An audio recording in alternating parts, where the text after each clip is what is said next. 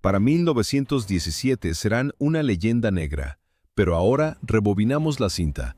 Dentro de 3 años, los soldados temerán a estos hombres más que a la propia artillería pesada. Hablamos de los Trench Raiders. La Primera Guerra Mundial trajo tanques y aviones, pero el verdadero horror no usaba gasolina, caminaba, pasos en el barro líquido que nadie lograba escuchar. No buscaban conquistar terreno, buscaban quebrar mentes. Aparecían de la nada, un cuchillo en la oscuridad, un golpe seco, sin disparos. El enemigo dejaba de ser un ejército para convertirse en un fantasma. Esta no es una historia sobre estrategia moderna. Es el descenso a la brutalidad primitiva, mano a mano. Pero antes de que el barro se tragara a la humanidad, existía una fe ciega en la tradición. Regresamos a los años previos a 1914. Los generales desplegaron sus mapas sobre mesas de roble impolutas. Mientras en el futuro se gestaban los asaltantes invisibles, en 1914, los generales franceses apostaban por el teatro. ¿Por qué marchar a la guerra con pantalones rojos brillantes? La respuesta es escalofriante. El alto mando creía que el camuflaje mataba el espíritu de combate. Francia seguía obsesionada con la derrota de 1871 ante Prusia. Su solución no fue la táctica, fue el misticismo. La ofensiva a ultranza. Atacar siempre. Imaginemos el campo de batalla, hierba verde, barro gris, y en medio, miles de manchas color rojo garanz moviéndose al unísono. Se rechazaron los uniformes discretos. La visibilidad era un orgullo. Idea, moral inquebrantable. Realidad, dianas rojas caminando hacia las ametralladoras. El fetiche cultural culminaba en el acero. El fusil Lebel modelo 1886. Un recluta francés promedio de la época medía 1,70 m. Levanta su arma, con la bayoneta calada. El Lebel alcanzaba casi los 2 metros, 6 pies de longitud total. El arma era físicamente más grande que el hombre que la portaba. La lógica era arcaica, apuñalar al enemigo antes de que él te apuñale a ti. La bayoneta tenía una hoja de 20 pulgadas con sección en forma de cruz. Diseñada para atravesar ropa gruesa y costillas, los alemanes pronto aprendieron a temer ese sonido metálico. Le pusieron un apodo: la aguja francesa. La respuesta de Berlín a esa aguja francesa fue mecánica y brutal. El fusil Gewehr 98 montaba una hoja de 20 pulgadas, casi medio metro de acero, diseñada teóricamente para detener cargas de caballería, una reliquia de guerras pasadas. Pero el verdadero terror psicológico no venía de la longitud, venía del equipo estándar de los ingenieros, la Sobak Bayonet.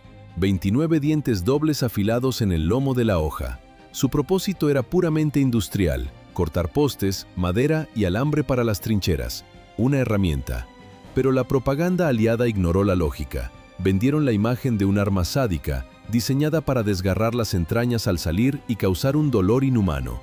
La prensa lo llamó barbarie teutona. La realidad táctica era ridícula. La sierra se enganchaba en los uniformes gruesos del enemigo. Dejaba al atacante indefenso, pero el miedo era real. Los soldados alemanes sabían que, si los capturaban portando esa hoja, no habría juicio. Los aliados fusilaban a los portadores en el acto. El mando alemán entró en pánico y emitió una orden general.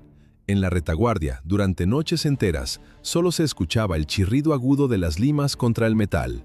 Los dientes dejaron de existir. Esos uniformes de gala y las bayonetas de sierra tenían una cita pendiente. Agosto de 1914. El choque en Alsacia-Lorena no fue una batalla, fue una ejecución industrial. Los soldados franceses avanzaron como si estuvieran en un desfile. Abrigos azules, pantalones rojos brillantes. Una banda de música tocaba marchas militares mientras las banderas ondeaban al viento. Un oficial desenvaina el sable. El acero brilla bajo el sol de verano. Es un gesto napoleónico, elegante. 30 segundos después, el brillo desaparece en el barro. Las ametralladoras alemanas abrieron fuego. La artillería pesada convirtió la llanura en un paisaje lunar. La música de la orquesta se ahogó bajo el traqueteo mecánico de las Maxim y los gritos de los heridos. La infantería ni siquiera llegó al alambre de espino.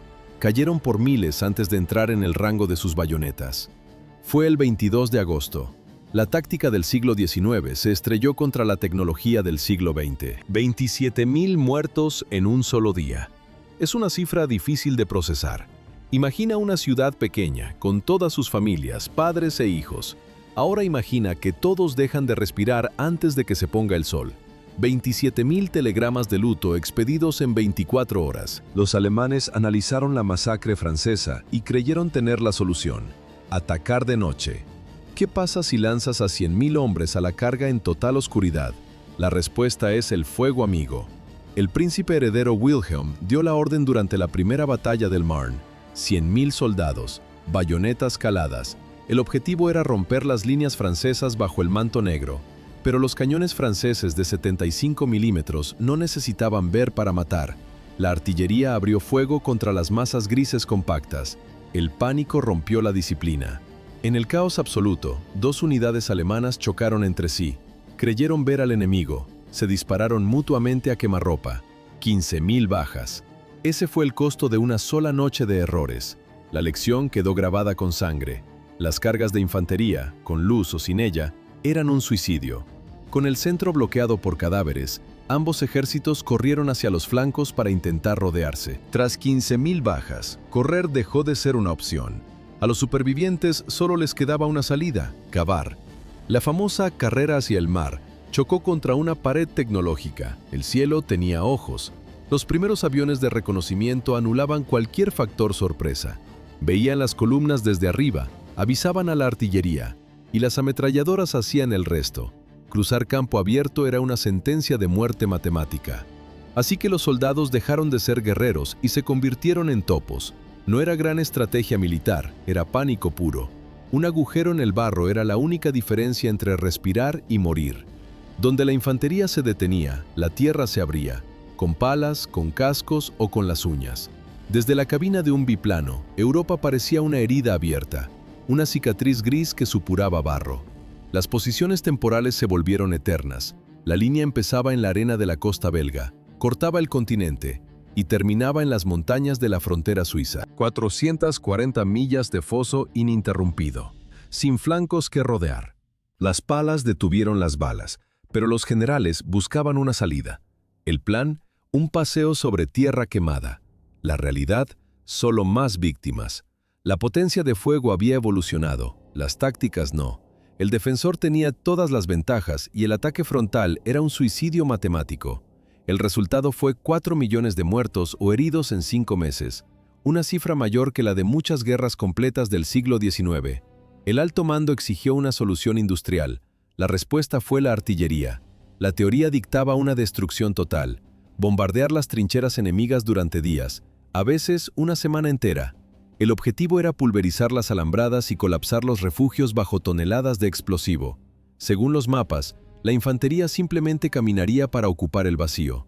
Los artilleros cargaron los cañones para probar la teoría. En el río Somme, la teoría del fuego masivo chocó contra la realidad del hormigón. 1,5 millones de proyectiles, lanzados en 7 días, disparados contra la nada. A 40 pies bajo tierra, la guerra era distinta. Los soldados alemanes esperaban en búnkeres profundos, jugaban a las cartas. El polvo caía del techo, pero las vigas aguantaban. Esa semana, los británicos gastaron más explosivos que toda su industria en un año de paz.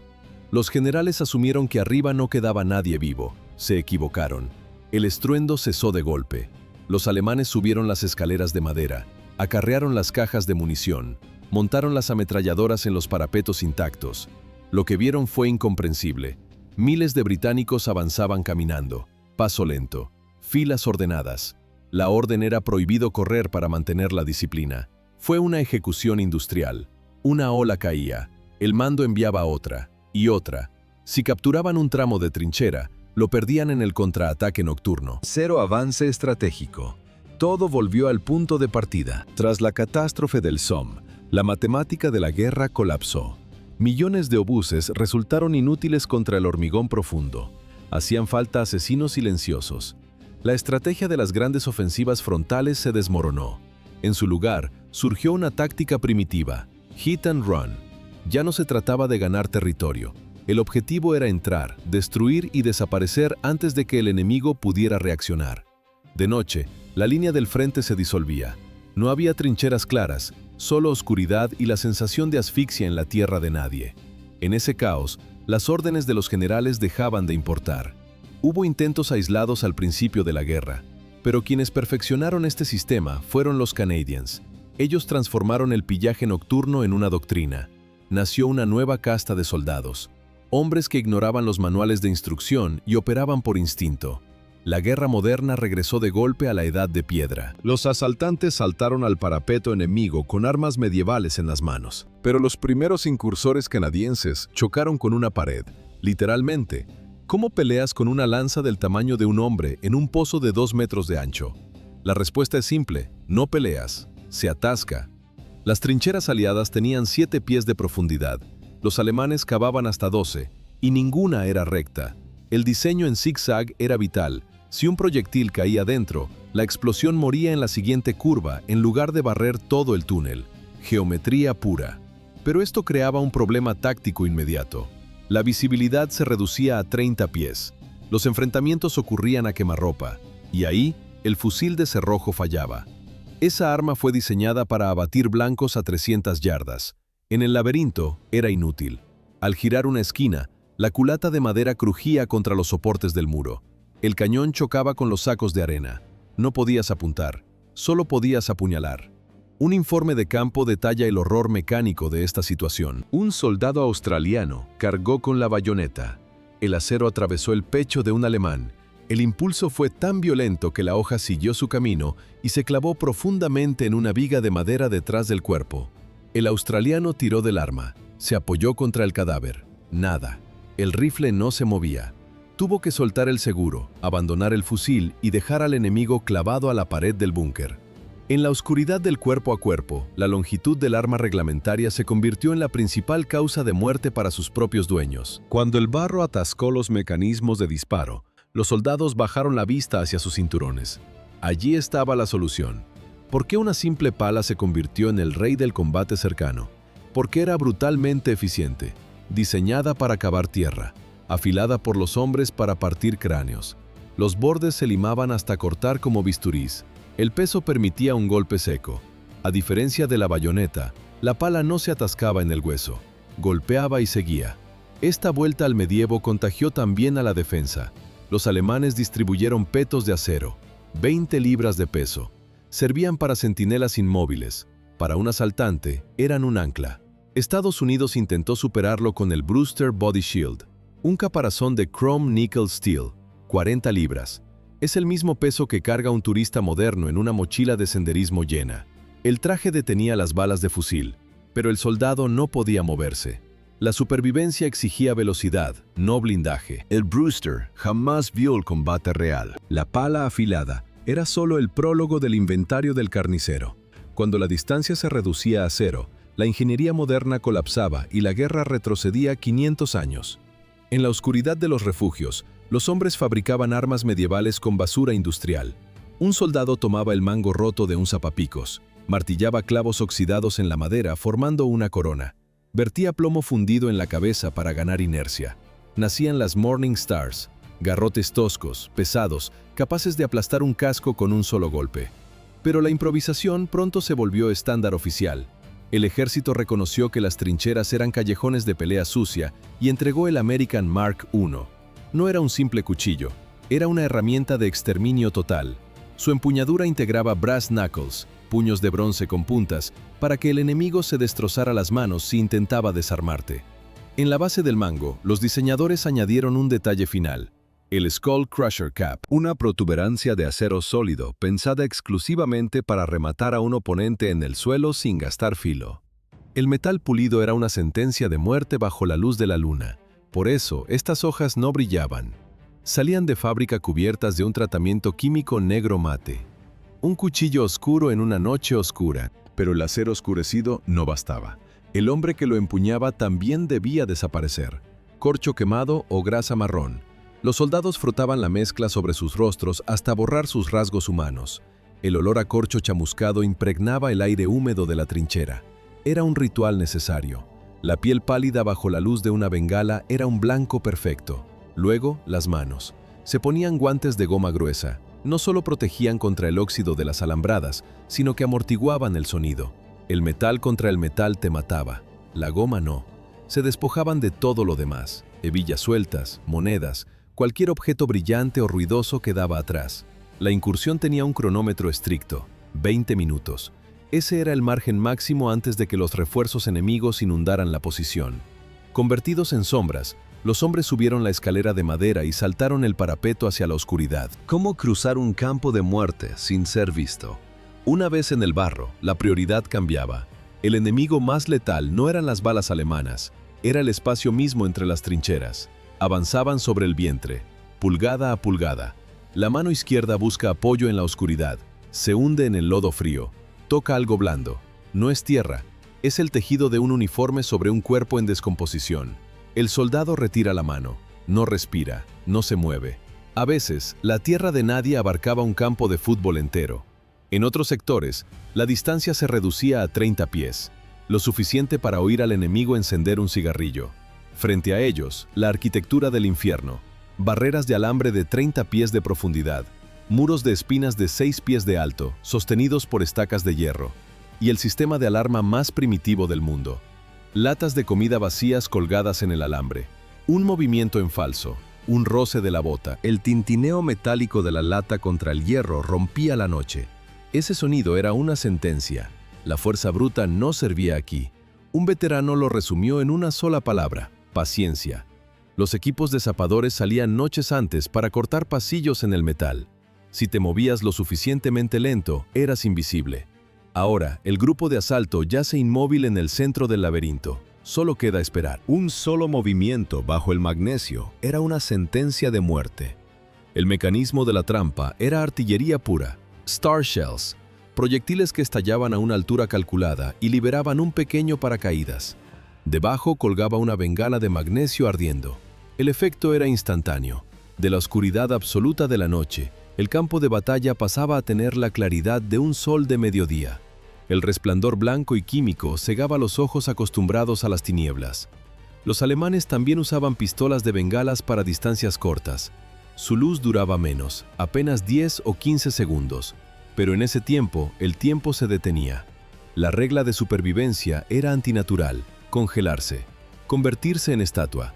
Un veterano explicó años después el detalle que salvaba vidas. Había que cerrar los ojos y bajar la cabeza. Mirar la luz era un error fatal. Los ojos húmedos reflejan el brillo del magnesio. Para un centinela enemigo, ese reflejo era un blanco perfecto. Cualquier sombra que se moviera recibía una ráfaga inmediata de ametralladora. Cuando la luz de magnesio se extinguía, la oscuridad traía otra amenaza mucho más física. En la tierra de nadie, el silencio absoluto solía significar que el enemigo también estaba conteniendo la respiración. Ambos bandos mantenían listening posts adelantados, puestos de escucha donde hombres tumbados en el barro esperaban cualquier sonido. El crujido de una rodilla, el chapoteo de una bota. Si los centinelas detectaban algo, no disparaban, daban la alarma. Y entonces toda la línea del frente barría la zona a ciegas. Para los asaltantes, cruzar ese vacío implicaba esquivar estos oídos invisibles. Pero el mayor riesgo era topar de frente con una enemy patrol. Ocurría constantemente. Dos grupos de hombres armados encontrándose en el mismo agujero de obús. El manual dictaba hand-to-hand battles, cuchillos, palas y piedras. Matar rápido antes de que el ruido despertara a las ametralladoras. Sin embargo, la realidad de la trinchera creó un código distinto. Iniciar una pelea en medio del campo atraía la artillería sobre ambos grupos. Nadie ganaba. Por eso, a veces, el instinto de supervivencia anulaba las órdenes. Los sargentos cruzaban una mirada tensa, bajaban las armas y cada patrulla rodeaba el cráter por el lado opuesto sin decir una palabra. Pero si la misión era un asalto, ese pacto de no agresión terminaba en el borde del parapeto. Los que lograban saltar al interior de la trinchera enemiga desataban el caos absoluto. El combate se volvía primitivo, sin distancia, sin miras, un salto al barro y un cuchillo en la oscuridad. Un soldado lanzaba granadas por la boca de los refugios subterráneos. El sonido no era un estruendo, era un golpe sordo, comprimido, seguido de una vibración en el suelo y polvo saliendo por los respiraderos. Había que moverse rápido, destruir equipos, robar mapas, capturar prisioneros vivos. Pero el líder del grupo no miraba al enemigo, miraba su muñeca. La matemática era simple y brutal. Los refuerzos de los sectores vecinos tardaban un tiempo exacto en organizar el contraataque y cerrar la trampa. El cronómetro marcaba el único límite real: 20 minutos. Con el tiempo agotado, el grupo trepó el muro de tierra para iniciar la retirada bajo el fuego cruzado. Ese caos sangriento se transformó en una ciencia exacta bajo el mando de las tropas canadienses. ¿Por qué arriesgar la vida por una brecha de medio metro en el alambre? Porque la matemática de la guerra había fallado. Los asaltos masivos eran suicidas. La artillería bombardeaba durante días, anunciando el ataque como una invitación formal. El enemigo preparaba las ametralladoras. El resultado siempre era el mismo: miles de muertos para ganar 100 metros de barro. El raid invirtió la lógica: un puñado de hombres en lugar de una ola humana, silencio en lugar de explosiones. Al eliminar el bombardeo previo, recuperaron el factor sorpresa. Se arrastraban en la oscuridad, invisibles para los nidos de ametralladoras que habrían despedazado a un batallón. No necesitaban romper toda la línea del frente. Solo buscaban una sección específica: entrar, cumplir el objetivo y desaparecer antes de que el enemigo entendiera qué estaba pasando. Aunque todos los ejércitos intentaron copiar la táctica, nadie la perfeccionó tanto como ellos. Dejaron de enviar soldados a morir para enviar especialistas a matar. Los canadienses se establecieron oficialmente como los maestros absolutos de la incursión nocturna. El 28 de febrero de 1915, la teoría pasó su primera prueba de sangre.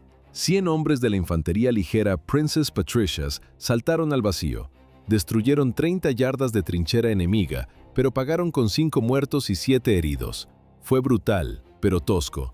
La verdadera maestría llegó meses después, en la granja Petit Douve. Esta vez no fue un ataque, fue una cirugía. 170 voluntarios ensayaron durante 10 días. Se despojaron de todo: sin cartas, sin insignias, identidad cero. Si caían presos, no existían. La artillería cortó el alambre en silencio, sin el habitual bombardeo de aviso. A las 2:30 de la madrugada del 17 de noviembre, el clima jugó su carta. Llovía a cántaros. Los centinelas alemanes cometieron un error fatal. Se refugiaron del agua bajo los toldos. La trinchera quedó ciega. Los canadienses entraron sin disparar. 20 minutos de caos controlado. 30 alemanes muertos. 12 prisioneros arrastrados al barro. El costo para los atacantes: un solo hombre, y murió por un disparo accidental de sus propios compañeros. 30 enemigos eliminados al precio de uno propio. Entre el equipo saqueado de los cadáveres, la inteligencia encontró el verdadero tesoro: las nuevas máscaras de gas de goma que Alemania mantenía en secreto. Pero capturar prisioneros o destruir equipos era secundario. El verdadero objetivo de estas incursiones no aparecía en los mapas, era psicológico y profundamente cínico. En muchos sectores la guerra se había detenido por sí sola. Los soldados de ambos bandos habían creado el sistema vive y deja vivir, una tregua pragmática, ilegal.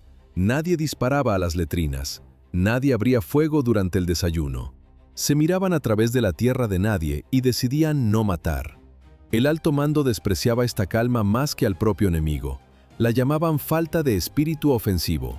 Para los generales, un soldado que no odia es inútil. Así que convirtieron los raids en una herramienta de disciplina interna. Los oficiales ordenaban ataques nocturnos deliberadamente para sabotear la paz. Asesinaban a unos pocos enemigos en la oscuridad para romper la confianza. La artillería alemana respondía al amanecer y forzaba a los hombres a volver a las armas. El combate cuerpo a cuerpo no era el momento más peligroso. El verdadero horror empezaba al intentar volver a casa. Estás en tierra de nadie, oscuridad total. Arrastras por el barro a un prisionero que patalea o a un camarada que se desangra. Pierdes el sentido de la orientación entre los cráteres idénticos. Ves un parapeto y saltas dentro buscando salvación. Segundos después te das cuenta del error. Has saltado de nuevo a la trinchera alemana. Si acertabas el camino, el riesgo no terminaba. Los centinelas propios estaban nerviosos. Veían una sombra trepar el muro y disparaban antes de preguntar. El fuego amigo cobraba hasta el 15% de las bajas en estas misiones. El silencio de la noche se rompía con un grito histérico, la contraseña, un código aullado con pánico para frenar las balas de tus propios compañeros. A veces el sistema fallaba, el guardia cambiaba de turno y el nuevo no sabía que había gente fuera. Morías a manos de tu propio bando. Todo este caos para satisfacer la curiosidad de unos oficiales sentados a 30 millas de la retaguardia. Si nadie regresaba con el informe, simplemente firmaban una nueva orden y mandaban al siguiente pelotón. Mientras Europa discutía las reglas de la guerra en salones alfombrados, los estadounidenses trajeron una herramienta para limpiar trincheras: la Winchester modelo 1897. No era un arma de precisión, era una escoba de plomo. Su mecanismo tenía un defecto de diseño que los soldados convirtieron en ventaja táctica, el slam fire. Las escopetas modernas obligan a soltar el gatillo entre disparos. La Winchester no. Si mantenías el dedo presionado y bombeabas el guardamano, el arma disparaba sola cada vez que se cerraba la recámara. El resultado era matemático y brutal. 6 cartuchos del calibre 12 en 2 segundos. En un pasillo de tierra de 1 metro de ancho, fallar era imposible. La carnicería fue tan eficiente que Berlín perdió la compostura. El gobierno alemán envió una protesta diplomática oficial a Washington. Alegaban que el uso de perdigones causaba sufrimiento innecesario y violaba las leyes de la guerra. Aquí radica la hipocresía del conflicto. Los mismos generales que firmaban cartas sobre la crueldad de la escopeta mantenían miles de cilindros de cloro y lanzallamas activos en el frente. Protestaban por el plomo estadounidense mientras quemaban vivos a sus enemigos con gasolina gelatinizada. La respuesta de Berlín ante la negativa americana de retirar las armas fue un ultimátum. Emitieron una orden directa a sus tropas. Cualquier soldado capturado con una Winchester o cartuchos en el bolsillo sería ejecutado en el acto. Mientras Berlín protestaba por las escopetas, sus ingenieros preparaban una respuesta puramente mecánica. ¿Por qué un soldado tiraría su fusil para buscar una pistola? Porque en una trinchera estrecha, la longitud del cañón es una sentencia de muerte. La pistola dejó de ser un adorno de oficiales, se volvió una necesidad vital. El Webley británico funcionaba entre el barro, pero solo tenía 6 tiros. La Colt M 1911 golpeaba duro. La Luger era precisa. Pero en el caos del asalto, disparar una vez no bastaba. La solución alemana fue la MP-18, 9 milímetros, 400 disparos por minuto. El operador sentía el peso desequilibrado del cargador de tambor en sus manos. Una O de acero cargada con 32 balas. En un pasillo de tierra no necesitabas apuntar, solo necesitabas apretar el gatillo y barrer. Solo 3.000 unidades llegaron a ver el combate real antes del armisticio. Una cifra minúscula. Pero el diseño definió todo lo que vino después. Alemania buscaba soluciones en la ingeniería. Italia las encontró en el fanatismo. Nacieron los Arditi, los osados. No eran una unidad militar estándar, eran una casta separada, formada exclusivamente por voluntarios. Hombres que renunciaban al instinto de conservación, rechazaban los fusiles, rechazaban la distancia de seguridad. Su doctrina era la intimidad de la muerte. La imagen se grabó en la psique europea. Un soldado arrastrándose por la tierra de nadie, el acero de la daga apretado entre los dientes. En la mano, solo granadas, nada más. El objetivo no era suprimir al enemigo, era llegar lo suficientemente cerca para mirarla a los ojos antes de usar el cuchillo. Eran la élite física, los más fuertes, los más rápidos. Lograron éxitos tácticos que parecían imposibles y sembraron el pánico absoluto en las trincheras austriacas. Pero el valor no detiene la física. Atacar nidos de ametralladoras con armas blancas tiene un costo estadístico inevitable. De muchas incursiones nocturnas, la cifra de soldados que regresaron a las líneas propias fue exactamente 0. Pero la estadística de la muerte cambió drásticamente en octubre de 1917. 150 hombres capturaron a 1.500, una proporción de 1 contra 10, sin masacre. El arquitecto de esta anomalía fue un teniente desconocido de 26 años, Erwin Rommel. Rommel rechazó el suicidio del ataque frontal, escuchó el silencio de las montañas, encontró un sendero oculto, invisible para los vigías, y guió a su tropa a través de la roca. Cuando los italianos miraron atrás, ya era tarde. Los alemanes no estaban en el horizonte, estaban en su nuca. El pánico hizo el trabajo sucio. Un regimiento entero levantó las manos ante un solo pelotón. Fue el fin de la defensa estática. La batalla de Caporetto se convirtió en una cacería. 265.000 soldados italianos terminaron en campos de prisioneros. La línea del frente avanzó 60 millas en dirección a Venecia. ¿Cómo romper el frente sin convertir el campo de batalla en una carnicería? No golpeando el muro, sino filtrándose por las grietas. Rommel fue una excepción, pero el alto mando alemán decidió transformar su instinto en doctrina. Crearon la primera unidad oficial de Stormtroopers. El objetivo cambió radicalmente. Ya no se atacaba toda la anchura de la línea enemiga en un suicidio colectivo. Se buscaban puntos débiles. La nueva táctica exigía un cambio mental absoluto. La orden era estricta: ignorar los puntos fuertes. Si un oficial encontraba un nido de ametralladoras fortificado, su instinto le gritaba atacar. El nuevo manual le obligaba a rodearlo. Dejaban la amenaza intacta a sus espaldas para que la limpiara la segunda oleada. Ellos seguían corriendo hacia el fondo. Su meta real eran los depósitos de suministros y los puestos de mando. Cortar los cables de teléfono. Silenciar a los generales. Sin órdenes y sin munición, las tropas en el frente quedaban aisladas. El sistema defensivo no se rompía por la fuerza bruta, se derrumbaba por el pánico. La guerra de trincheras murió ese día. Para ejecutar esta nueva doctrina, el mando alemán impuso un filtro biológico brutal. Solo aceptaban hombres menores de 25 años, solteros, voluntarios, con historial atlético.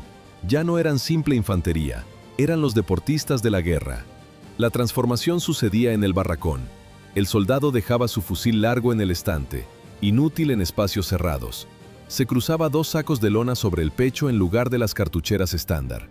Dentro no había comida, había granadas, docenas de ellas. El aire se llenaba con el olor punzante del cuero nuevo y el aceite de armas industrial. Este estatus de élite garantizaba acceso al futuro.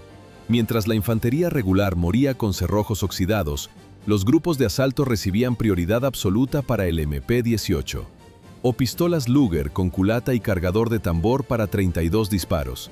Llevaban incluso la ametralladora MG-08, aligerada a la fuerza para poder disparar corriendo. Pero la tecnología solo servía para llegar hasta la zanja. Dentro volvía la edad de piedra. Masas medievales, cuchillos de carnicero, garrotes con clavos. Los hombres ajustaron las correas de sus duelas de madera y se prepararon para golpear. Primavera de 1918. El alto mando lanzó a esta élite biológica contra el muro occidental en una última apuesta total. 21 de marzo. El horizonte desapareció. 1 millón de obuses en 5 horas. La tierra tembló con una violencia que superaba todo lo visto desde 1914. Pero el verdadero aliado fue el clima. Una niebla espesa, casi sólida, cubrió el amanecer. Los británicos no vieron nada, ni fogonazos ni movimiento. Solo escucharon el silbido. Las sombras emergieron de la bruma blanca a 2 metros de las ametralladoras, sin tiempo para reaccionar. El frente se rompió. Los alemanes avanzaron 40 millas en 2 semanas. La guerra de trincheras se convirtió en una carrera. Parecía el triunfo definitivo, pero la velocidad fue su tumba. La logística colapsó. Los cráteres de su propia artillería eran tan profundos que los carros de suministros no podían cruzar. Las cocinas de campaña volcaban en el barro. Los caballos se rompían las patas. La infantería de élite corrió más rápido que sus propios cañones. Se quedaron solos, aislados en territorio enemigo, sin comida, sin cobertura. La paradoja fue cruel. El éxito táctico mató a la reserva estratégica. Alemania quemó a casi 250.000 de sus mejores soldados, hombres que ya no se podían reemplazar. Cuando las tropas de asalto se agotaron, Alemania colapsó. El muro se rompió. La respuesta aliada fue mecánica y aplastante. 400 tanques avanzaron sobre las trincheras vacías. Para el otoño, 100.000 prisioneros alemanes ya marchaban hacia la retaguardia enemiga.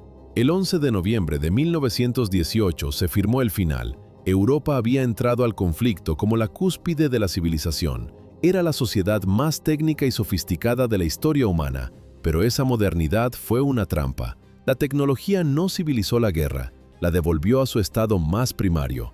No importaron los submarinos, ni los aviones, ni la química industrial. Las naciones más avanzadas del planeta cerraron el círculo de la evolución a la inversa. Todo ese progreso terminó con un garrote y una pala afilada.